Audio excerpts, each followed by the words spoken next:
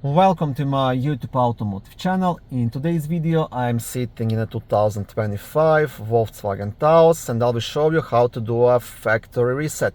This video should apply to these vehicles made from 2022 all the way up to 2026 and possibly even newer. Also, if this video was helpful, please consider supporting the channel by liking the video, subscribing to the channel or becoming a channel member. Okay, so this can be done through the main vehicle screen. So you want to press the menu button in the bottom right, then you want to swap to the left, select settings, and you want to scroll down all the way to restore factory settings. You will select this.